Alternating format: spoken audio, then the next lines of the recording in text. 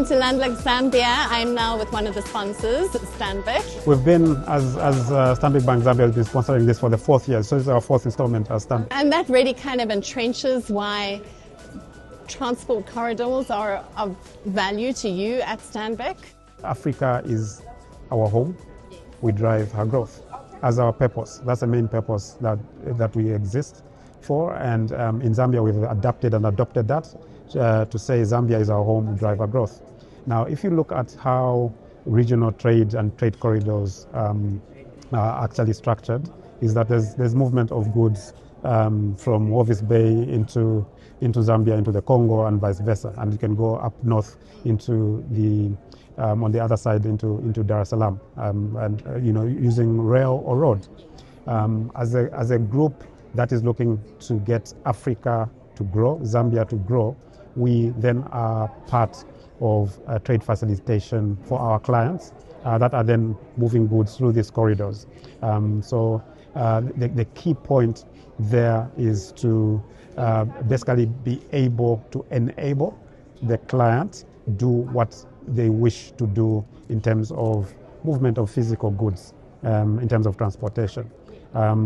Coming back to Zambia and the importance of this to us in Zambia for growth, because we're talking about driving Africa's growth. But what is our contribution to driving as Zambia to that Africa's growth? As Zambia, through the 8th National Development Plan, we've got the key economic drivers are going to be, number 1 is agriculture, number 2 manufacturing, mining, and tourism. Now, if tourism is definitely lots of air travel, road travel, and that is really something that we are also looking at in terms of how do we allow some of our customers to be able to facilitate some of those things there. But let me zone on to the 3. So from a mining perspective, Zambia itself is looking at getting to about 3 million tons of copper in the next 8 years or 7 years, right? A lot of important equipment needs to be moved by rail or by road, and definitely that equipment moving from the border into Zambia will need financing, it will need insurance, and definitely suppliers are out there either on the African continent or overseas. And essentially for us to facilitate that growth, we are participating with mining houses to make sure that movement of goods is done seamlessly. And so there's an element of financing across, obviously from a Zambia perspective, or even from a group perspective. Now, if we are talking about the Land-Linked Zambia Conference, there's a number of partners. We've got clearing houses, we've got transporting companies, and we've got sort of logistics companies that are here.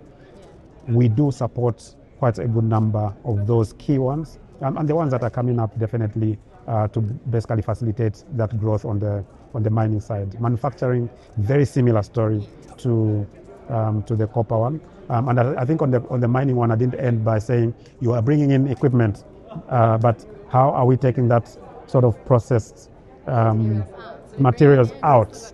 Exactly, yeah. So you're bringing in equipment, but you're also bringing and transporting back to the port the produce that's coming out of the mining. That needs financing. That needs sometimes one by one trucks moving on the road, and basically that number of things there. There's the transportation company, but there's also the infrastructure side of things that needs to be supported, and we do take some we do participate in facilitation of some of these infrastructure development projects. The trade facilitation aspect. So I get that, but what is the investment opportunity for you to get involved at a developmental level in, for example, some of the railway projects, in enhancing that transport corridor for the mining in those commodities? So not just the consumer or the customer base, but actually that project, because the deficit in Africa's infrastructure and the amount of money that's required. Certainly for Zambia, there's like a big deficit as well, and huge investment opportunity potential. Are you as a bank going to step forward and participate in that? To begin with, what we are looking at as a bank specifically is to say, yes, there's going to be the grand scheme of things in terms of the large projects. That, I think as you heard earlier, there's a lot of things happening between the countries that is still settling down. And you can hear of the contracts or the memorandum of understanding that was just signed today.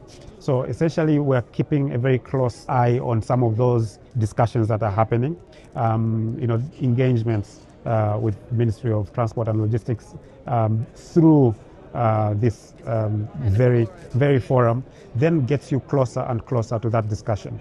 In terms of the finer details, as you've heard, there are baby steps that are being taken to say how can we improve this connectivity from a rail perspective, and to zone into the sort of actual transactions and all those good things will definitely be something that we'll be able to come back to you in future and say, you know what, out of that discussion that we had X number of months ago, perhaps maybe this is what has happened. But at the moment, what we are doing for our clients is to say the ones that are already connected to the, some of our clients will be looking at how can they improve their warehousing, for example, in a certain location, and how can it be connected to existing rail. So ensuring that we enable and strengthen the capacity, already existing capacity of some of the logistics companies is what we are currently also building as this other side from a large infrastructure project perspective kinds of rolls out. So there's a way of looking at it which says there's a grand, bigger scheme of things where things are happening, but we still need to make sure that we strengthen already existing facilities for some of our clients that will then connect to that grand picture. Yeah. So because it has to happen at the same time. You can't switch one on in terms of the big infrastructure, and then when they come into Zambia, they find that there are no warehouses. So that would be. So you're part of building. You're part of building that multimodal infrastructure that Zambia needs.